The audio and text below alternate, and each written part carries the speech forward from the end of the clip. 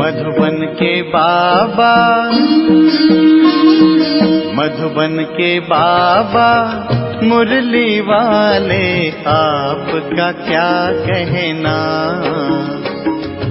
आपका क्या कहना।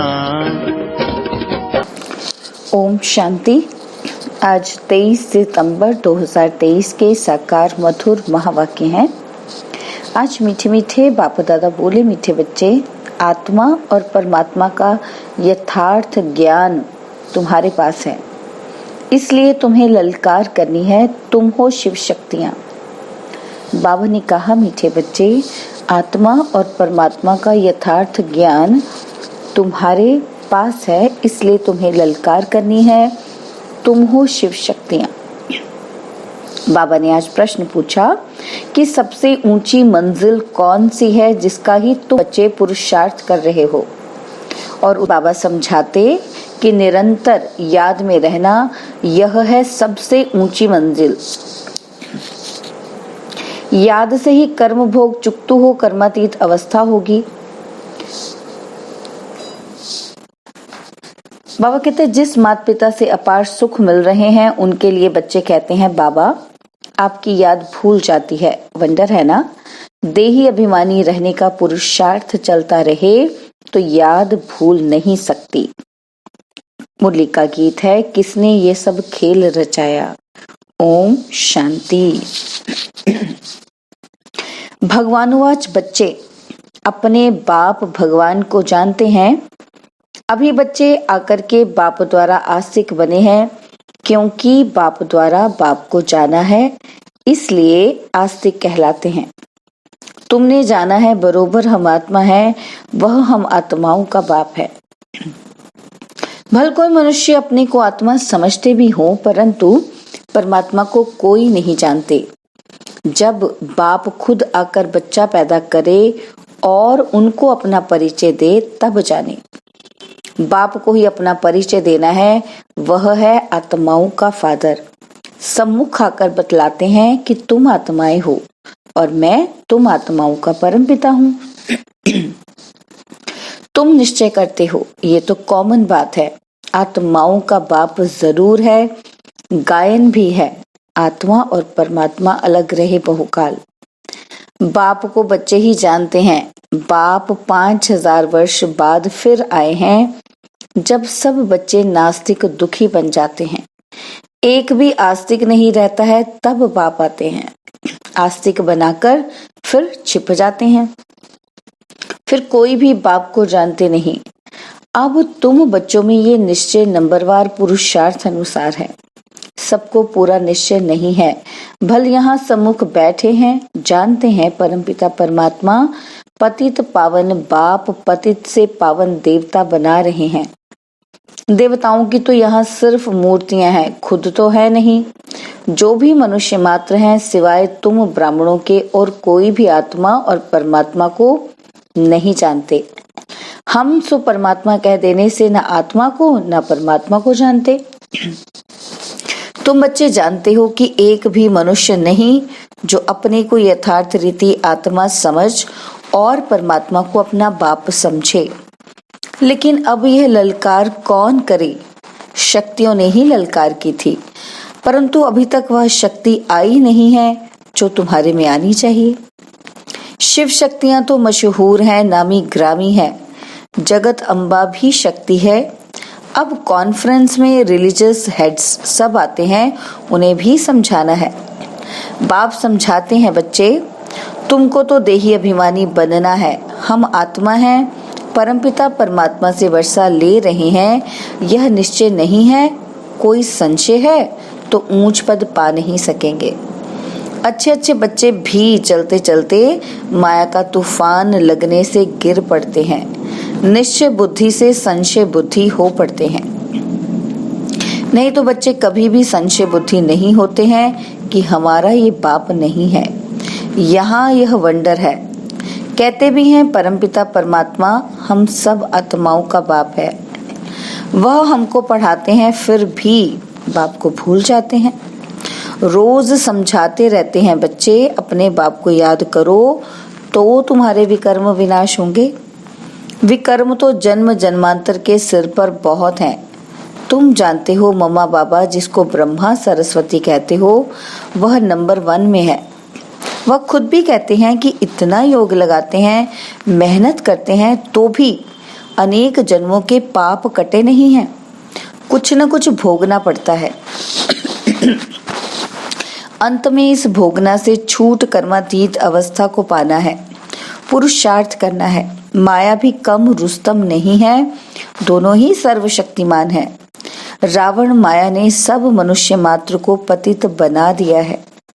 गाते भी हैं पतित पावन, तालियां बजाते रहते हैं तो जरूर पतित है ना, परंतु अपने को समझते नहीं कि हम पतित हैं। यह समझाना भी जरूरी है कि अब यह पतित दुनिया है। पावन दुनिया सतयुग को कहा जाता है।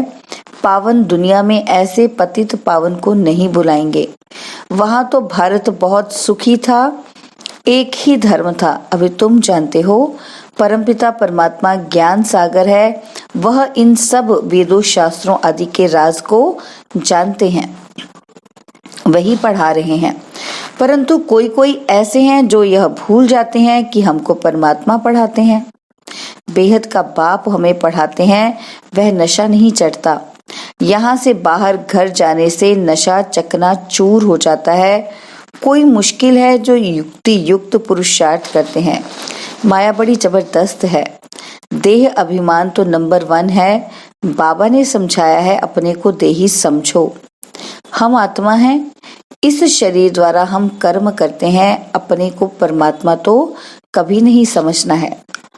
बाप कहते हैं, मैं तुमको पतित से पावन बनाने आया हूँ, मुझे घड़ी घड़ी याद करो। परंतु बहुत अच्छे अच्छे बच्चे भी बाप को याद नहीं करते हैं और फिर सच भी नहीं बतलाते हैं। चार्ट जो लिखकर भेजते हैं उसमें भी झूठ, सच्चा चार्ट लिखते ही नहीं। बाबा समझाते हैं, अपने को आत्मा समझो। हम आत्मा 84 जन्म पूरे कर अब बाबा के पास जाती हूँ। सवेरे उठकर बाबा को याद करो तो उसका नशा सारा दिन रहेगा। मनुष्य धन कमाते हैं तो नशा रहता है ना, कि आज इतना कमाया। यह भी धंधा है, व्यापार है, तो उसमें कितनी मेहनत करनी चाहिए।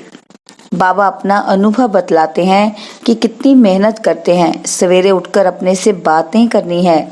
अब पाठ पूरा हुआ, अभी हम गए और फिर 21 जन्म राज्य करना है। कितना मीठा, कितना प्यारा वंडरफुल बाबा है। ऐसे बाप को कोई भी मनुष्य मात्र जानते नहीं है। बाप आकर बच्चों को अपने से भी ऊंच ले जाते हैं और बच्चे फिर बाप को सर्वव्यापी कह अपने से भी नीचे ले गए हैं। इसलिए बाप कहते हैं, तुम बहुत दुखी बन पड़े हो। मैं तुम बच्चों को ब्रह्मांड और विश्व दोनों का मालिक बनाता हूँ और फिर तुम बच्चे मुझ बाप को सर्वव्यापी कह देते हो। यह भी ड्रामा में खेल है। अब बाप डायरेक्शन देते हैं, ऐसे ऐसे समझाओ। लक्ष्मी नारायण आदि देवी देवताएं 100% सॉल्वेंट बुद्धि थे, अभी नहीं है। फर्क देखो कितना है। कहाँ भारत स्वर्ग था, अभी नर्क है। यह ज्ञान कोई भी मनुष्य में नहीं है। तुम बच्चों में भी वह ताकत नहीं है। देह अभिमान बहुत है। देही अभिमानी को तो धारणा होनी चाहिए। बाप डायरेक्शन देते हैं, ऐसे ऐसे ललकार करो। आत्मा क्या है, परमात्मा क्या है, कोई को पता ही नहीं है। तुम जानते हो हम आत्मा बिंदी हैं। हमारा बाप परमपिता परमात्मा भी बिंदी है। वह नॉलेजफुल पतित पावन है, जन्म मरण में नहीं आते हैं। हम आत्माएं जन्म मरण में आती हैं। परमपिता परमात्मा कहते हैं, मेरा भी पाठ है। मैं आता हूँ तुम सबको सुखी बनाकर, फिर निर्वाण धाम में बैठ जाता हूँ। मनुष्य बूढ़े होते हैं तो वानप्रस्थ चले जाते हैं, परंतु अर्थ नहीं समझते।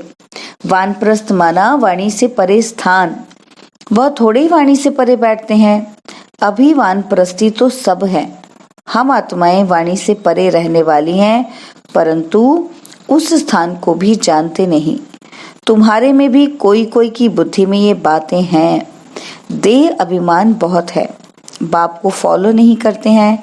माया भी बहुत प्रबल है। आत्मा और परमात्मा के संबंध को कोई भी नहीं जानते हैं।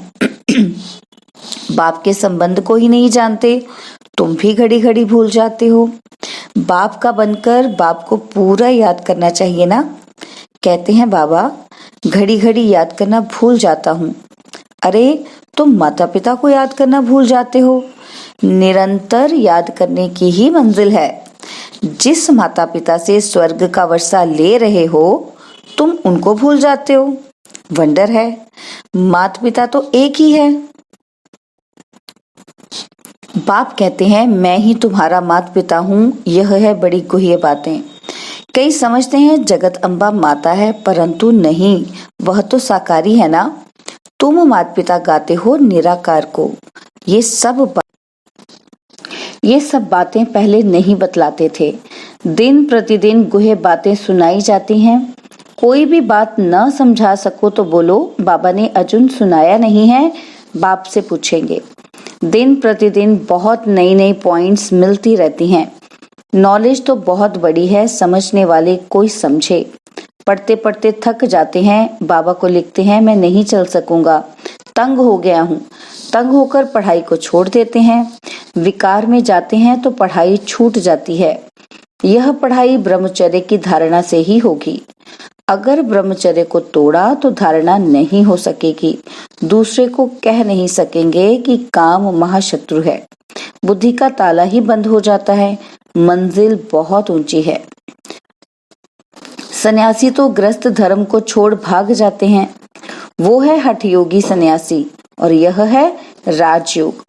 बाप ही आकर राजयोग सिखलाते हैं। हठ योगी कभी राजयोग नहीं सिखला सकेंगे।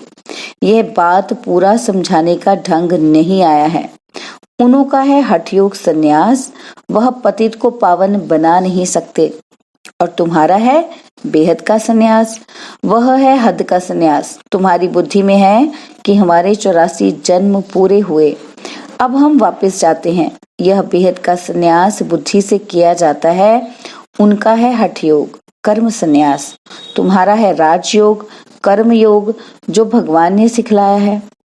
अभी तुम अच्छी रीति समझा सकते हो कि वह है हठ योग और यह है राजयोग।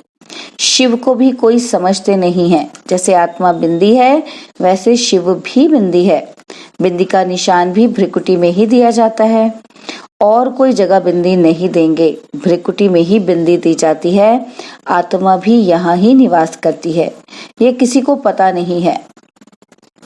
इतनी छोटी बिंदी में 84 जन्मों का अविनाशी पाठ नूंधा हुआ है। ये कितनी डीप बातें हैं।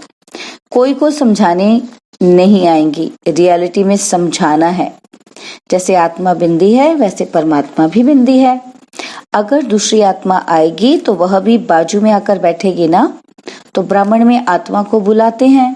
आत्मा आकर बोलती है कि हमने फलानी जगह जन्म लिया है। तो वह आत्मा कहाँ आकर बैठेगी? क्या माथे में? उनमें अपनी भी आत्मा है ना। तो बाप कहते हैं मैं भी बिंदी हूँ। मुझे परमपिता परमात्मा कहते हैं। उनकी महिमा बड़ी भारी है। शिवाय नमः। ये किसकी महिमा की? किसने महिमा की? आत्मा शालिग्राम ने। तो जरूर वह अलग है। दुनिया इन बातों को नहीं जानती। तुम जानते हो उनका एक ही नाम शिव है। ब्रह्मा विष्णु शंकर को ब्रह्मा देवताय नमः विष्णु देवताय नमः कहेंगे। उनको शिव परमात्माय नमः कहेंगे। तो शिव ऊंच ठहरा ना। यह बातें तुम समझ सकते हो। यह नॉलेज भी तुमको अभी है। तुम्हारा ये हीरे जैसा जन्म है। देवताएं तो प्रालब्ध भोगते हैं। यह प्रालब्ध देने वाला बाप वंडरफुल है। ऐसे पारलौकिक बाप का कितना रिगार्ड रखना चाहिए। बुद्धि योग इस ब्रह्मा में नहीं उनमें रखना है। वह बाप पढ़ाते हैं इस द्वारा।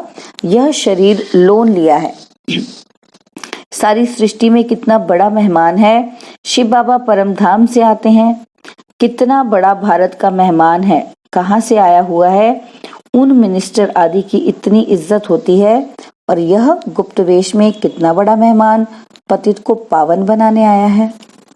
अच्छा, मीठे मीठे सिक्की लदे बच्चों प्रति माता पिता बाप दादा का याद प्यार और गुड मॉर्निंग। रूहानी बाप की रूहानी बच्चों को नमस्ते। हम रूहानी बच्चों की रूहानी बाप दादाजी को दिलवा जान सिकवा प्रेम से नमस्ते। ओम शांति। प्यारे बाबा, मीठे बाबा, मेरे बाबा, शुक्रिया बाबा, शुक्रिया बाबा, शुक्रिया। रूहानी बाप की रूहानी बच्चों को नमस्ते। धारणा के लिए मुख्य सार है। पहला पॉइंट है, सवेरे सवेरे उठ याद में बैठ कमाई जमा करनी है, अपने आप से बातें करनी है, देही अभिमानी रहना है। और सेकंड पॉइंट है, राजयोग कर्म योग सीखना और सिखलाना है, कभी भी तंग होकर पढ़ाई नहीं छोड़नी है, बाप का रिकॉर्ड जरूर रखना है। और बाबा ने आज वरदान दिया, बाप समान बेहद की वृत्ति रखने वाले मास्टर विश्व कल्याणकारी भव। बाप समान बेहद की वृत्ति रखने वाले मास्टर विश्व कल्याणकारी भव। बेहद की वृत्ति अर्थात सर्व आत्माओं के प्रति कल्याण की वृत्ति रखना, यही मास्टर विश्व कल्याणकारी बनना है। सिर्फ अपने व अपने हद के निमित्त बनी हुई आत्माओं के कल्याण अर्थ नहीं, लेकिन सर्व के कल्याण की वृत्ति हो। जो अपनी उन्नति में, अपनी प्राप्ति में, अपने प्रति संतुष्टता में राजी होकर चलने वाले हैं, वह स्व कल्याणी है। लेकिन जो बेहद की वृत्ति रख बेहद सेवा में बिजी रहते हैं, उन्हें कहेंगे बाप समान मास्टर विश्व कल्याणकारी। स्लोगन है, निंदा स्तुति मान अपमान हानि लाभ में भी समान रहने वाले ही योगी तो आत्मा है। निंदा स्तुति मान अपमान हानि लाभ में समान रहने वाले ही योगी तो आत्मा है। ओम शांति। और अब यह एक बहुत अच्छी वीडियो भी जरूर देखें।